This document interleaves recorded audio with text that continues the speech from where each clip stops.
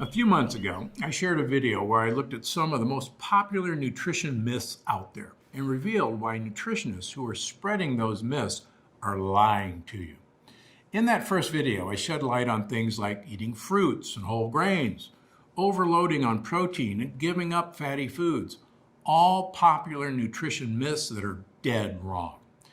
And you had a lot of amazing feedback on that video because my subscribers want to know the truth about health and wellness, even if the truth is the opposite of what they know. So today, I put together another video to debunk more nutrition myths. But first, I've got a question for you. What health and wellness topics do you have questions about? This channel was created to help you live a long, healthy life. So I want to know how to help you best. So go ahead and leave a comment below to tell me what you want to learn more about. Then make sure to keep an eye on this channel to see when your question is featured. Anyway, back to these nutrition myths, starting with one that makes big money for food companies. Number one, you need electrolytes after you work out.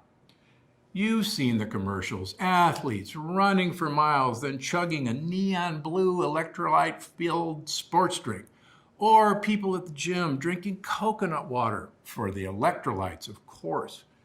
Maybe you wanted to be like Mike in the 90s and picked your beverage accordingly.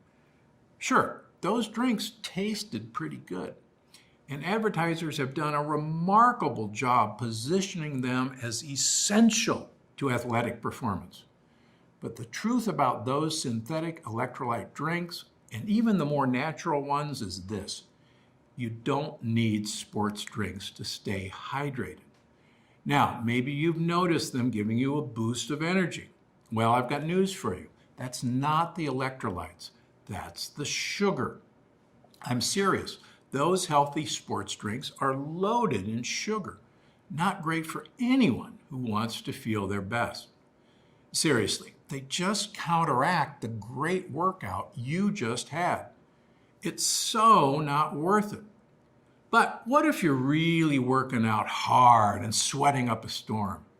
Are you actually throwing your electrolytes out of balance? Well, maybe. In fact, some experts swear that you need to replenish electrolytes throughout your workout. But honestly, that depends on how hard you're working out and your diet and a number of other factors. So if you've hit the gym hard, start by rehydrating yourself the old-fashioned way with good old water. Now, if you do find yourself feeling a little lightheaded or loopy, even after drinking water, you might need a little more of a boost. And the best place to start with is sodium chloride. That's right, iodized table salt.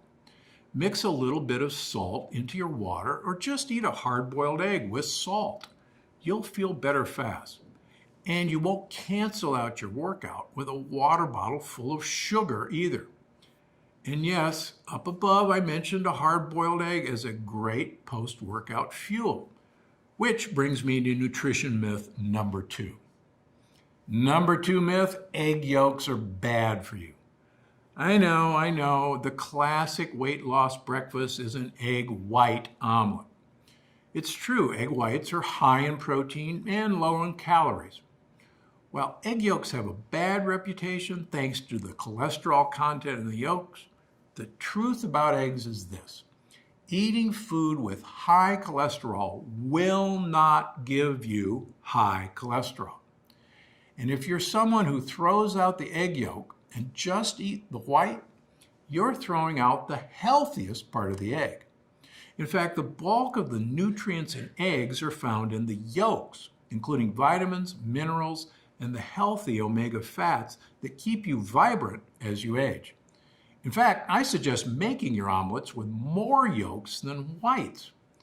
Not only will your breakfast be more delicious, in my opinion, but they'll be more nutrient rich.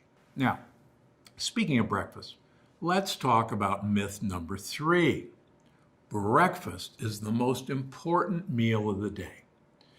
Now, I'm not going to tell you to skip breakfast every day because breakfast is delicious.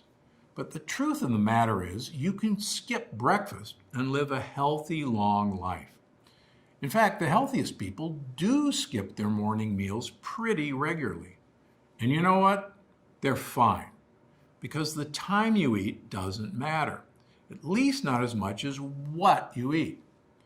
So for best results, I suggest eating breakfast some days and skipping it other times.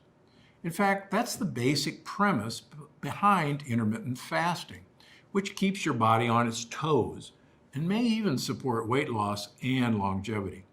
So look into intermittent fasting and don't feel pressured to eat a big meal or any meal first thing in the morning.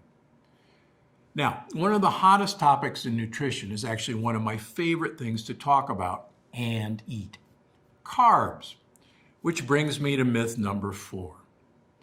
You should eat as few carbs as possible. Now, I've done a full video talking about this, but it's too important to ignore, so it's worth mentioning again. There's no such thing as a no-carb diet, at least not a well-balanced one. In fact, some of the most nutritious foods on the planet, including those leafy greens and cruciferous vegetables, contain carbs. Not to mention polyphenol-rich fruit, resistant starches like sweet potatoes, and just about anything that isn't pure fat. So unless you're somehow getting away with just drinking olive oil and not eating any solid food, you're eating carbs. And you should be. Carbs are great for your health, provided you pick the right ones. Sure, you shouldn't be eating cake, candy, or tons of bread. But don't be afraid of veggies in seasoned fruits or things like sorghum and millet. They're delicious and they'll support your health rather than destroying it.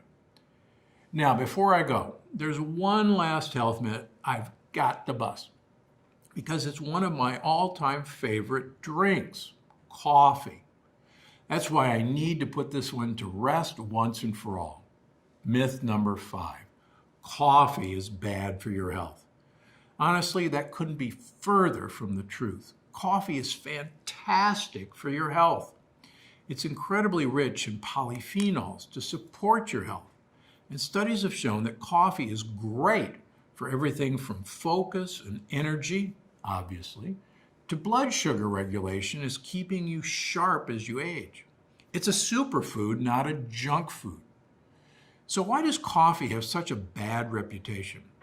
Well, if you've ever looked at the nutrition labels on one of those blended drinks at the coffee shop, you may already know the answer. It's not the coffee, it's the stuff we add to it. Think A1 dairy, artificial flavoring, and tons of sugar.